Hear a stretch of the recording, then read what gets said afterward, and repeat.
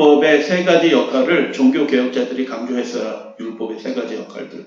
근데 오늘날 교회는 거의 그것을 가르치지 않는 시대가 된 것입니다. 하나님의 말씀과 명령과 그 율법의 아주 중요한 역할들이 세 가지가 있는데 그것을 안 가르치기 때문에 신자들의 삶이 하나님을 믿지 않는 사람들하고 별반 다를 바 없는 그런 시대가 점점 되어가고 있어요. 함께 살펴보는 시간 갖겠습니다. 힐러브란트라고 유명한 교회 사가 교수예요. 그분이 그의 책에서 이렇게 썼습니다. 종교개혁자들의 오직 성경만이라는 입장은 두 가지가 크게 문제가 되었다라는 것입니다. 첫 번째는 뭐냐면 그 당시 가톨릭 교회가 전 세계를 다스리고 있는데 그 권위의 원리와 교회가 무엇하는 곳인지 그것에 대한 의문점을 제기했다. 그리고 두 번째, 그 가톨릭 교회를 분개하게 한 것은 그들의 주장을 통하여 오직 성경만이라는 주장을 통하여 성경의 가르침과 교회의 전통이 다를 수도 있다라는 것을 그렇게 외치기 때문에 그 가톨릭 교회, 중세교회가 크게 분노하였다라는 것입니다. 그래서 종교개혁이 시작이 되었죠. 하나님의 말씀이 오늘날 이 시대도 필요할까요?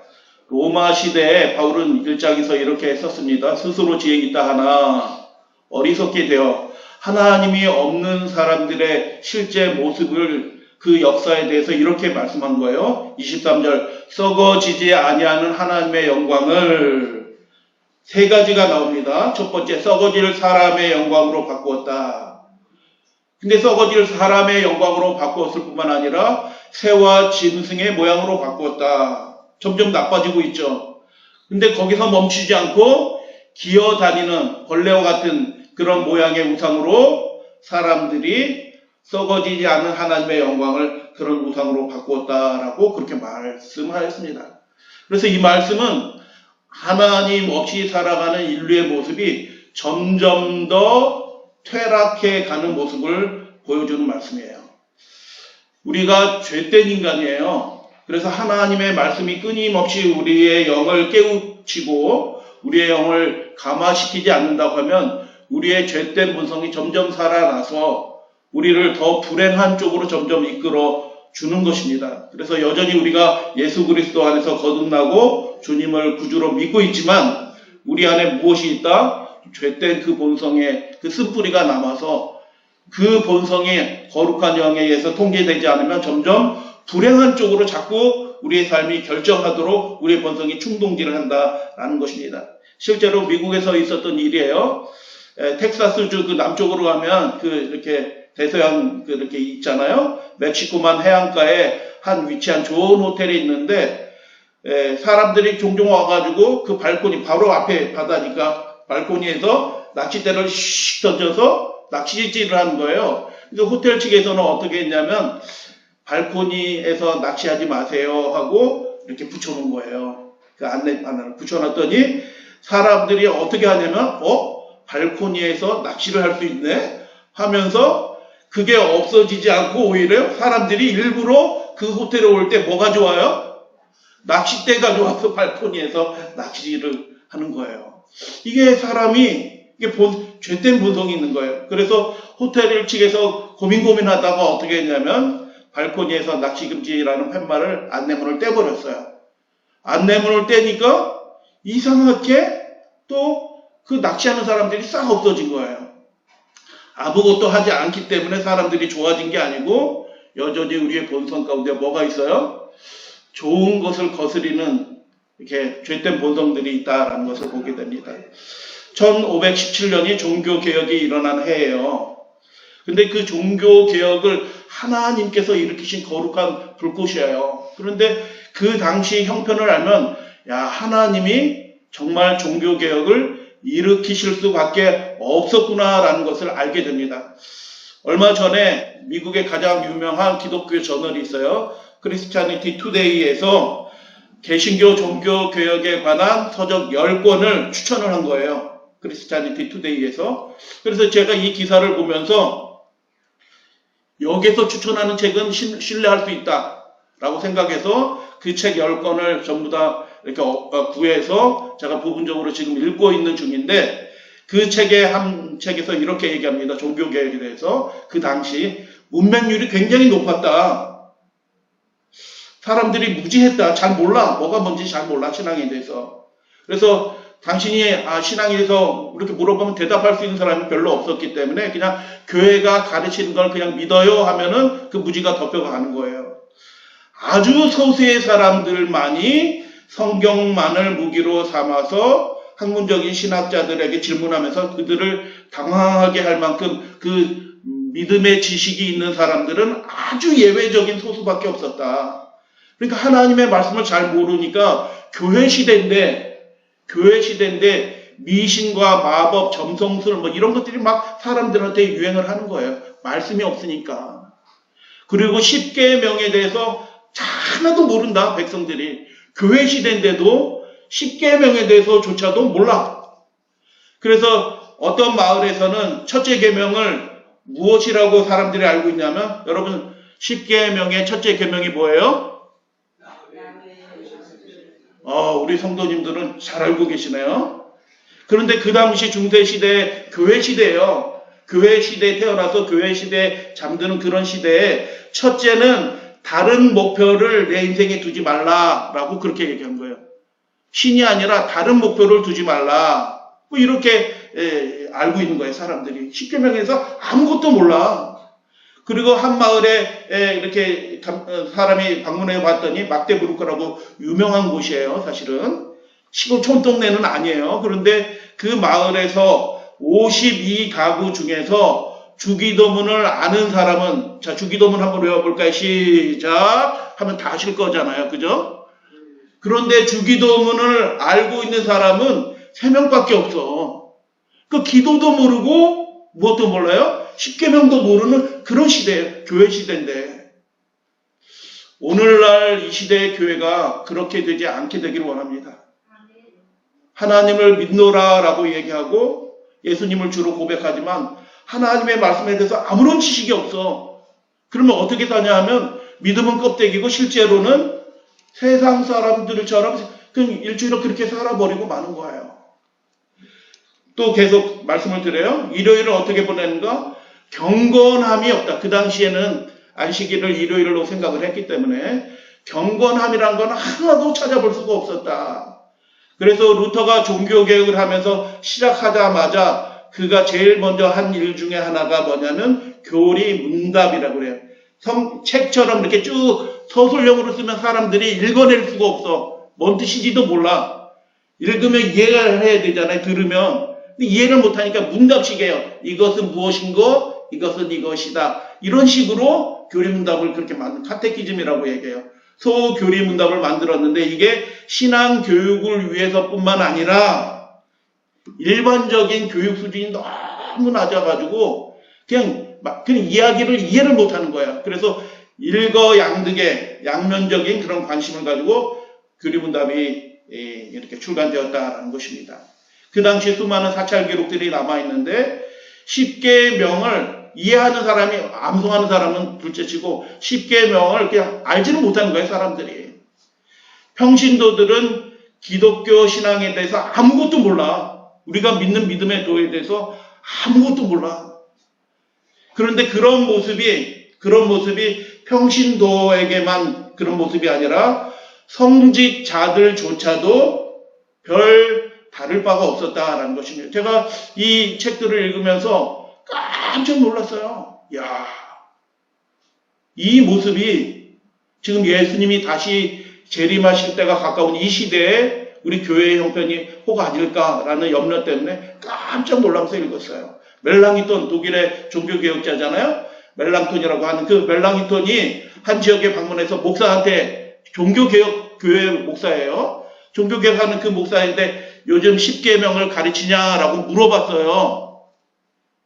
십계명을 텐커맨드먼트라고 얘기하지만 데칼로그라고 얘기해요. 데칼은 10이라는 거고 로그라는 것은 말씀이라는 뜻이에요. 그래서 성경에서도 유대인들도 십계명 이렇게 얘기하지 않고 10개의 말씀 해서 데칼로그예요. 근데 십계명 가르치냐라고 물어보니까 그 목사가 뭐라고 대답하냐 하면 제가 경제적인 여유가 없어서 아직 그 책 못 샀어요. 십계명이 뭔지도 모르는 거예요. 십계명이란 말 자체를 이해도 못하는 거예요. 그런 형편에 있었다라는 것입니다. 한 사람을 잠깐 소개해 드립니다.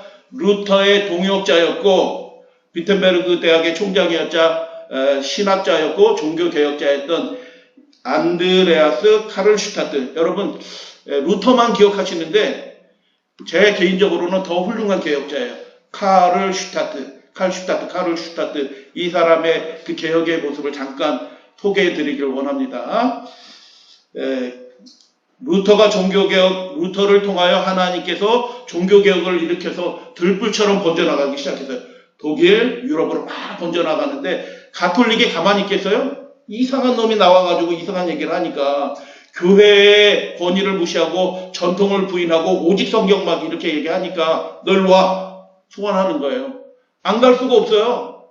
군대도 있지, 교회 권위가 있지, 그러니까 안 갈 수가 없는 거예요. 가서 2년 후에 1519년에 라이프치히라는 곳에서 대토론이 열립니다.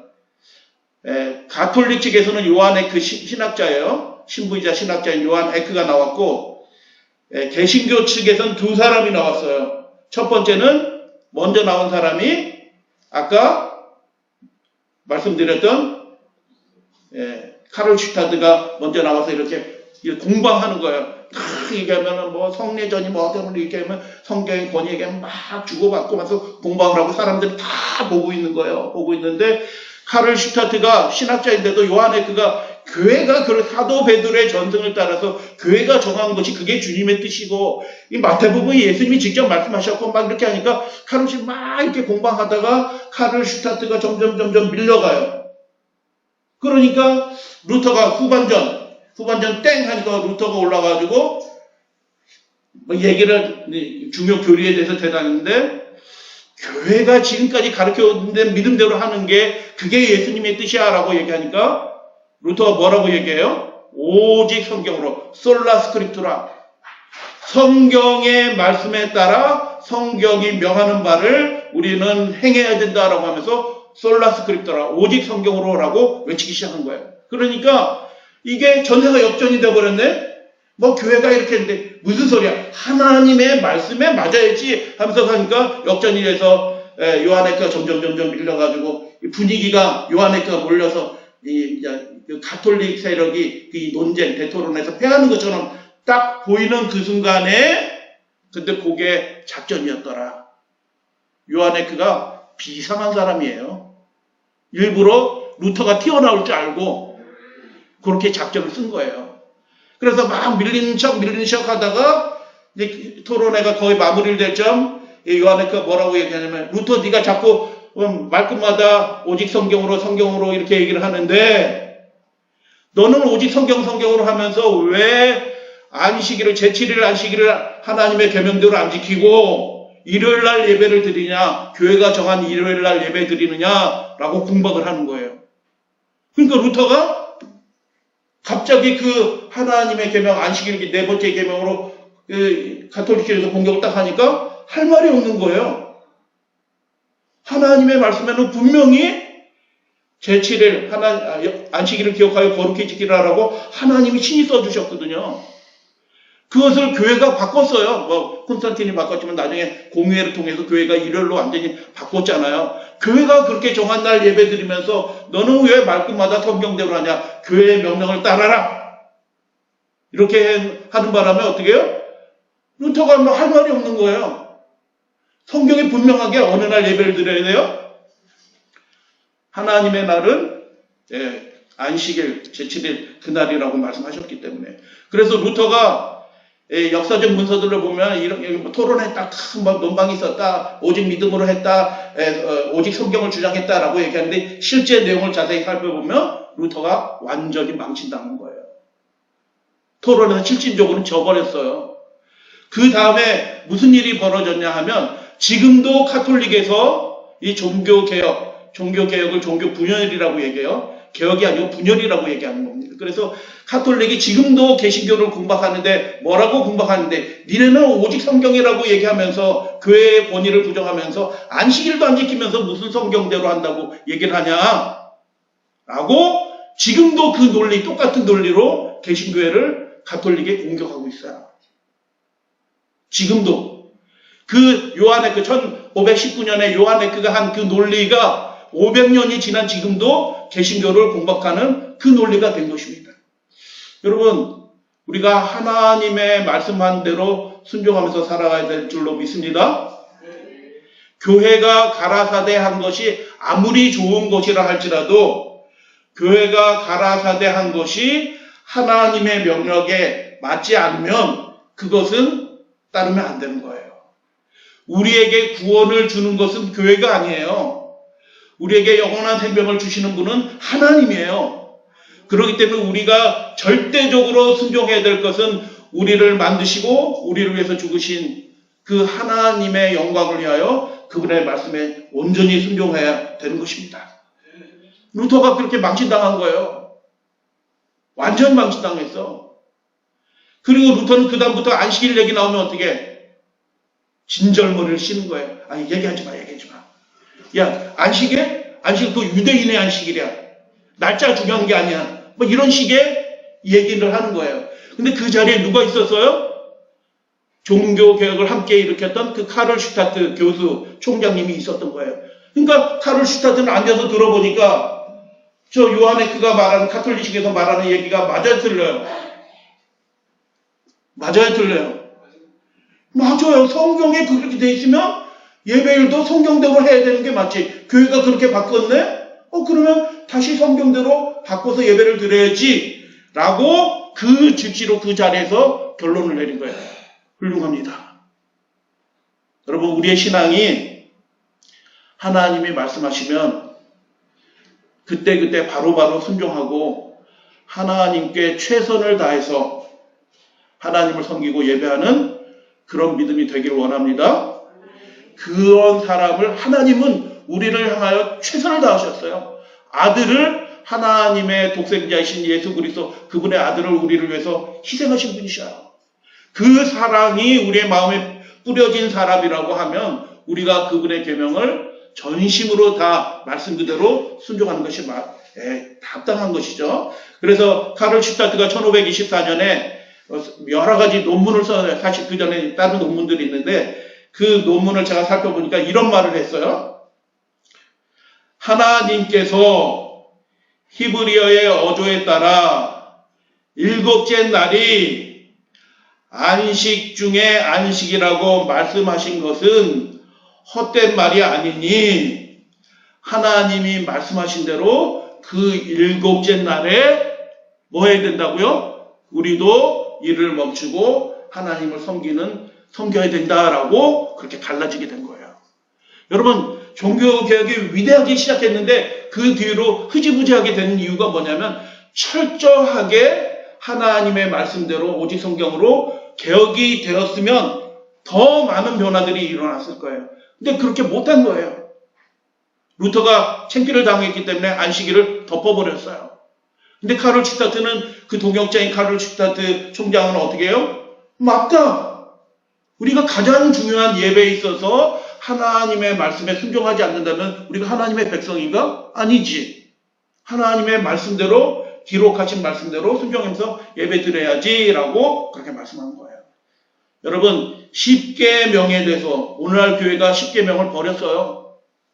십계명 설교하지 않고 십계명 그 율법들을 가리키지도 않아요.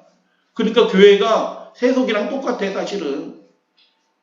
그 중세교회 그 시대랑 별 다를 바 없다. 근데 십계명에 대해서 종교개혁자들이 어떻게 증언했는지 잠깐 살펴보겠습니다. 루터 그 소교리 문답에 이렇게 돼 있어요. 그러니까 루터가 오락가락 하는 거예요 사실은. 십계명에 대해서 우리는 그를 사랑하고 신뢰하며 그분의 계명, 십계명 얘기하는 거예요. 십계명에 어떻게 해야 된다고요? 기꺼이 순종해야 합니다라고 그렇게 기록한 거예요. 그러면 기꺼이 순종하면 당연히 네 번째 계명도 포함이 되는 거죠. 존 칼뱅, 그 이후의 종교개혁자 칼뱅은 이렇게 얘기합니다. 어떤 분들은 예수님 오셨기 때문에 우리 십계명제 상관없고 믿음으로 살면 된다라고 그렇게 가르치는 참 안타까운 분들도 계셔요. 참. 근데 칼빈 자체는 이렇게 얘기합니다. 십계명에 대해서 우리는 그리스도의 오심이 우리를 그 율법의 권위에서 해방시켰다고 상상해서는 안 됩니다. 그것은 경건하고 거룩한 삶의 영원한 무엇이다? 기준이다. 규범이라는 뜻이에요. 우리가 살아가야 될 규범이야. 때문에 그것이 품고 있는 하나님의 공의가 영구하고 한결같듯이 하나님의 계명은 변할 수 없습니다. 라고 그렇게 말했습니다. 감리교의 시조인 존 웨슬리는 십계명에 대해서 그의 설교에서 이렇게 기록이 했습니다. 십계명의 일부를 취소하는 것은 예수님이 오신 목적이 아닙니다. 아닙니다.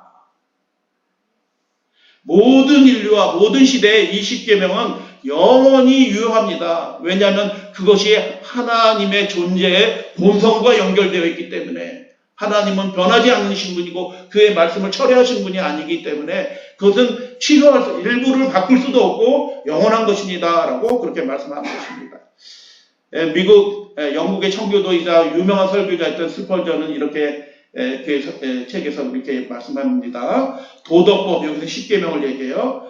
도덕법을 삶의 규칙으로 삼을 의무가 없다고 우리가 구원받았으니 은혜 안에서 살면 되고 우리는 율법에서 자유합니다라고 그렇게 가르치는 사람들은 반율법주의자들이다라고 얘기하는 거예요. 하나님을 대적하는 사람들이다라고 얘기해요. 그래서 이 율법, 하나님의 계명은 조금 더 폐지되거나 우리가 너무 연약하기 때문에 우리 수준에 이렇게 강도를 낮춰서 요 정도만 하면 돼 라고 하나님이 안식일이니까 너희 힘드니까 그냥 아침에 그 안식일 기도만 하면 돼 뭐 이런 식으로 하나님께서 그 순종의 강도를 낮추지도 않으셨다라는 것입니다.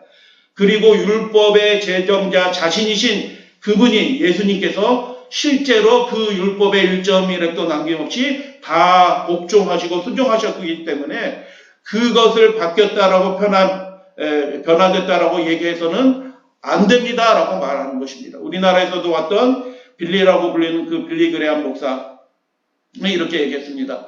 교인들이 잘 모르는데 성경에는 두 가지 율법이 있다. 예식법, 제사 드리는 율법. 그것은 구약시대의 율법은 십자가 이후에 폐해졌지만 두 번째, 신약 성경에도 여전히 영구적이고 변하지 아니하는 성격을 지닌 도덕법이 있는데 그것은 십계명이다라고 그렇게 가르치는 것입니다. 자, 여러분 지금까지 살펴봤듯이 십계명이 우리의 믿는 사람들하고 삶 별로 관계없다라고 가르친 사람은 한 사람도 없어요. 변함이 없다. 우리가 기쁘게 순종해야 된다. 라고 그렇게 가르쳐 온 거예요. 그게 개혁자들의 믿음인 거예요. 그 종교 개혁자들이 가르쳤던 율법에 대한 세 가지 역할이 있어요. 여러분 좀 기억하시면 좋겠어요. 갈라디아서 말씀대로 그냥 율법은 몽학선생이다. 예수 그리스도가 오면은 그 폐해졌고 아무 상관이 없다라고 그냥 갈라디아서 말씀을 눈 감고 있는 그런 분들이 혹 있는 것 같아요. 우리 한국교회가 커다란 문제입니다. 커다란 문제. 종교개혁의 그 전통과 정신을 다 잊어버렸어요. 세 가지를 가르쳤어요. 종교개혁자들의 몽학선생이라고 가르치면서 율법 필요 없다라고 가르친 종교개혁자들은 없어요. 근데 오늘날 교회는 어떻게 해요? 하나님의 명령이 없는 것처럼 그냥 신자들이 살아가요. 하나님이 우리에게 명령하시는 게 있거든요. 근데 그 명령이 해도 되고 안 해도 내 형편껏 알아서 하면 되는 것쯤으로 그렇게 이해하는 분들이 많아요. 전능하신 분이 만왕의 왕이신 분이 명령하신 게 그분의 명령이고 율법이에요. 율법에 세 가지 역할이 있는데 첫 번째는 거울, 두 번째는 울타리, 세 번째는 규범이에요. 야고보서 1장 23절 말씀을 듣고 행하지 아니하면 거울로 보고 자기 얼굴을 잊은 사람 같다. 울타리다. 하나님의 울타리예요. 우리를 보호하는 울타리예요. 그 안에 있으면 하나님의 거룩한 영이 우리를 지켜줘요. 근데 그 울타리를 벗어나면 어떻게 해요? 문제가 반드시 생겨나. 여러분 당장 생겨나지 않더라도 하나님이 명령하신 그 율법의 그 계명의 울타리를 자꾸 벗어나잖아요. 나중에 믿음도 손해보고 그 인생도 손해보게 돼 있어요. 하나님의 거룩한 약속이에요. 내가 너를 지켜주마. 영원히 너와 함께 하겠노라라고 하나님께서 약속하신 그 약속이 율법이고 하나님의 계명의 울타리예요. 세 번째, 정말 믿으니까 그냥 성령 안에서 자유롭게 살면 돼라고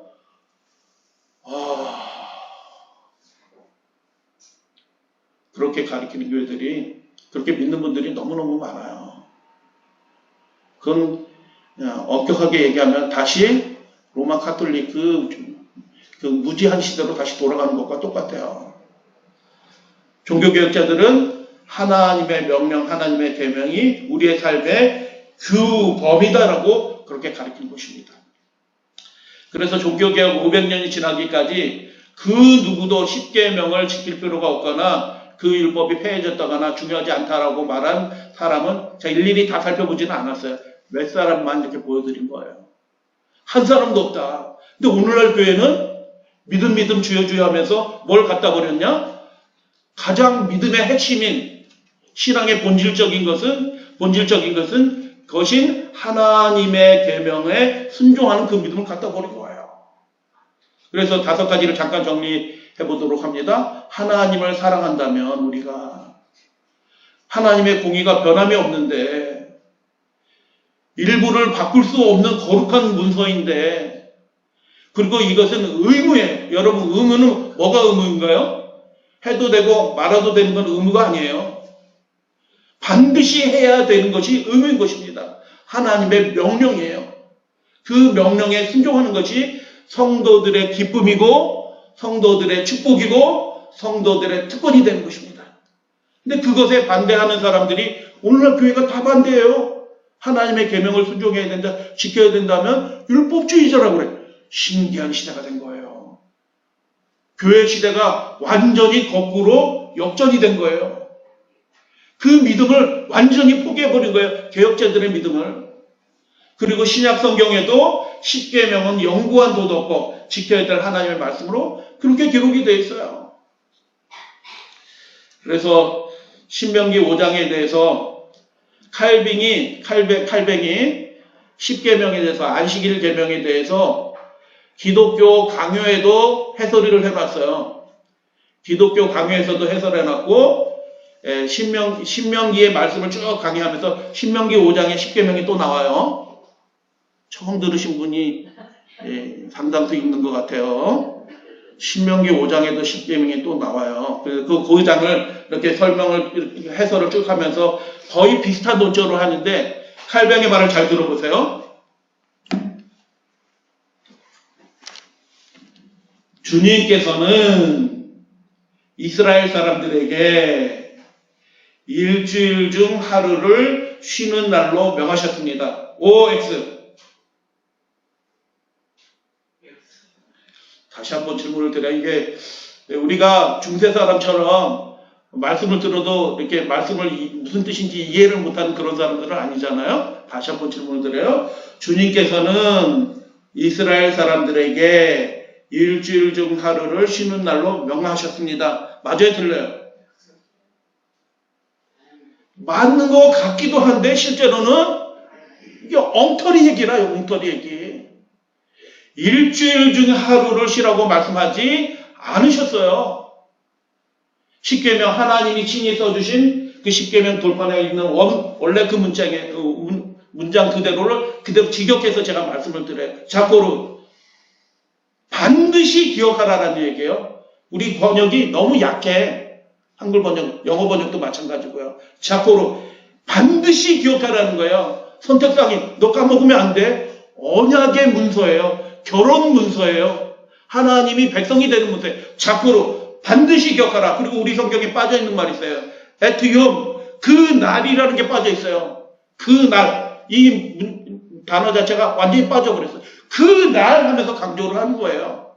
하샤바트, 그냥 정관사에 하는 히브리어에서 하샤바트, 그 안식일이에요. 절기 안식일이야, 그런 것들 아니고 하나님이 태초에 명령하신 신의 산에서 주어진 그 계명이 아니라 태초에 에덴 동산에서 주신 그 계명에 따라 그 안식, 하샤바트, 레카데쇼, 거룩하게 하기 위해서 지켜라, 기억해라 라고 그렇게 말씀하시는 거예요. 그러니까 이 말씀을 보니까 하나님은 일주일 중에 하루를 이렇게 지키면 된다라고 말씀하셨어요? 아니에요. 그날 그 안식일을 반드시 기억해서 거룩하게 해라 라고 우리에게 부탁하신 거예요. 명령하셨어요. 여러분, 이 명령이 우리를 구원하신, 우리를 창조하신 하나님의 명령이라는 것을 기억하시면 좋겠어요. 오늘 손님으로 오신 집사님 축복해요. 이날을 기억하시고 어디로 가든지 안식일을 하나님의 전에 나와서 예배드리기로 하신 거예요. 훌륭하신 결정이에요. 정말 잘하신 거예요. 그렇게 하나님의 말씀대로, 그분의 명령대로 순종하는 사람들이 어떤 사람들이냐 하면 하나님을 섬기는 사람들이에요. 샤바트라는 말은 두 가지 뜻이 있어요. 쉬기 위해서 멈추다라는 의미가 있어요. 두 번째는 완성하다는 의미도 있어요. 여러분, 하나님이 우리의 인생을 완성하신 분이에요. 창조주 하나님이신 그분만이 우리의 인생을 완성하시는 제7일의 7일 완성의 숫자를 가지신 그 하나님이 우리의 삶을 완성하신 분이셔. 우리가 수고하고 애쓴다고 잘 되는 게 아니다. 하나님을 의지해야지 그분이 우리의 인생을 결국 완성하신다. 그 완성의 절정이 뭐예요? 우리에게 하나님이 영원한 생명을 주셔서 하나님 앞에서 우리가 영원토록 하나님을 기뻐하면서 살게 되는, 존재하는 그 일들이 그분의 완성의 최종적인 절정이에요. 그분만이, 창조주신 그분만이 우리를 그렇게 할 수 있어요. 그렇기 때문에 여러분, 그분의 명령에 따라서 그날을 우리가 안식일을 그렇게 지키는 것이 성도들의 마땅한 의무이면서 기쁨이다라는 것입니다. 예수님 자신도 그 안식일을 그렇게 지키셨다라는 것을 우리가 누가복음을 통해서 보게 됩니다. 첫 번째 계명은 이렇게 되어 있잖아요. 너는 나와의 다른 신들을 내게 있게 말지니라 라고 되어 있는데, 이것을 원문 그대로 직역해서 말씀을 드리는 거예요. 너는 있게 말지니라, 너를 위하여 다른 신들을 내 앞에 다른 것들을 세우시면 안 돼요. 하나님 말씀 그대로 우리가 순종하면서 살아가야 될 줄로 믿습니다. 그렇게 말씀 그대로 하는 사람이 하나님 앞에 영원토록 살게 되는 그 축복을 받게 되는 거예요. 존 메가더 목사라고, 이분은 굉장히 영감적인 분이셔요. 근데 이분이 그 갈라디아 3장 19절 그런즉 율법은 무엇이냐? 범법함으로 더하여진 것이다. 범법하다라는 말이 무슨 뜻이냐면 경계를 벗어나는 것이 범법하는 거예요. 무슨 경계? 아까 울타리 말씀드렸잖아요. 하나님이 정하신 울타리가 있는데 자꾸 벗어나. 그게 범법이에요. 아무것도 안 했어. 도덕적으로 나쁜 짓 안 했어. 근데 하나님이 정하신 경계를 자꾸 벗어나면 그것이 하나님께 범법하는 것이다. 더하여진 것이다 라고 얘기하면서 죄에 대해서 이렇게 설명했는데 굉장히 훌륭한 통찰이라서 제가 가져왔습니다. 죄는 항상 존재해왔습니다. 율법 없이도, 하나님의 계명 없이도 우리는 양심으로 우리 자신이 이미 죄인임을 알고 있습니다. 그런데 왜 율법이 그러면 더하여졌습니까? 주어졌습니까? 율법은 사람에게 자신이 단지 죄인일 뿐만 아니라 전능하신 하나님의 기준을, 그분의 명령을 고의로 어기고 있으며 죄는 하나님의 거룩하심에 대한 반역임을 보여주기 위한 것이었습니다. 차이점을 아시겠나요? 율법은 우리로 하여금 지금 하나님을 거스리고 대적하고 있다는 그 불행한 상태를 드러내시기 위해서 하나님이 주신 것입니다. 이건 죄다, 잘못된 것이다라는 것보다 훨씬 더 근본적으로, 관계적으로 그렇게 말씀한 거예요. 다시 종교개혁에 관한 글로 돌아갑니다. 오직 성경만 훌륭한 기치를 올렸다. 근데 그 당시 모든 개신교인들은 이 몇 가지 신앙 신조를 다 공유하고 있었다. 오늘날 개신교라고 하는 사람들은 다 이것을 입술로는 얘기해요. 입술로는. 안 얘기하는 교회는 없어. 솔라 스크립투라, 오직 성경으로, 솔라 그라티아, 오직 그분의 은혜에 의해서, 솔라 피데, 오직 믿음으로 우리가 구원받고 주님 안에서 자녀가 됩니다라고 이렇게 고백하는데, 오직 성경으로, 오직 은혜, 오직 믿음으로 요약되는 이 개신교회 모두가 공유하는 핵심적인 신학적 주장은 오직이란 말이에요. 이게 무슨 뜻이에요? 예외 없이 늘 항상 하나님의 말씀에 순종하며 따라가는 사람들이 될지어다, 되자라고 그렇게 선언한 것입니다. 우리 사랑하는 믿음의 가족들이시여, 우리는 하나님 앞에서 절대적인 것들이 없는 사람이에요. 하나님을 최고로 존중하고 최고로 섬기는 그런 믿음의 삶을 살아주시면 감사하겠습니다. 주님께서 이렇게 명령하시고 이렇게 친히 기록해 주셨어요. 반드시 기억하라고요. 어떤 날을, 안식일이 아니고 그날 그 안식일을. 그래서 호세아 2장의 킹제임스 버전을 보면은 절기 안식일들이 있어요. 명절들이 있어요. 1년에 추석 오는 것처럼, 설날 오는 것처럼 그런 절기 안식일들이 있거든요. 그 말씀 그대로 읽어보면 이렇게 돼 있어요. 구분이 되어 있다는 뜻이에요. 내가 또한 그녀의 모든 즐거움을 그치게 하리니, 하나님의 말씀대로 안 하니까 하나님이 그 도성에서 즐거움을 끊어내시겠다라고 말씀하시는 거예요. 그러면서 뭐라고 말씀하냐면 그녀는 예루살렘을 얘기해요. 그 도성의 즐거움을 얘기하는 그녀의 명절 날들과 그녀의 세 달과 월삭이라는 뜻이에요. 요즘에 월삭 지키시는 분들도 계셔. 신기한 분들, 태음력 지키시는 분들, 참 신기한 분들 많이 계셔요. 월삭들과 그녀의 안식일들. 그러니까 그 도성의 그 절기 안식일, 오순절, 유월절 이렇게 지키는 그런 안식일들, 이런 안식일들을 너희들이 모여서 하나님의 말씀에 순종하고 하지 않고 즐겁게 즐겁다라고 사니 내가 그 즐거움을 끝이게 할 거다라고 하나님이 말씀하셔요. 그때 절기 안식일들은 그녀의 안식일들이에요. 그 도성에 속한 백성들을 위한 안식일이에요. 유대인을 위한 안식일들이라는 뜻이에요. 그런데 하나님이 친히 써주신 그 도덕법, 돌배 새겨진 그 계명은 출애굽기 31장에 이렇게 말씀해요. 너희는 나의 안식일들을 참으로, 우리 성경에 빠져 있어요. 성경에 있어요. 원문에는 있어요. 그러니까 말씀이 올바로 번역이 되지 않으니까, 말씀이 안 들어오니까 사람들이 그냥 대충 믿는 거예요. 대충.